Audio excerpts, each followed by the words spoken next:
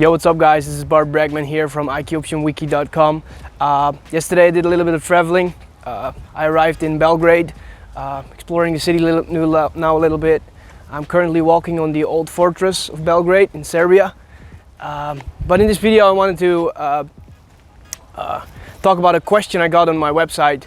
One of you guys asked me about how long should I practice on my practice account before I start trading with real money. And this depends per person, of course. What I would recommend is to find your strategy that works for you well, that you feel comfortable with. Try different things. If you want to know more, go to my website wiyh.com or look at my YouTube channel. You can find loads of information there to find things to add to your strategy and whatnot. So when you find something that works for you, try to refine that. Track your trading.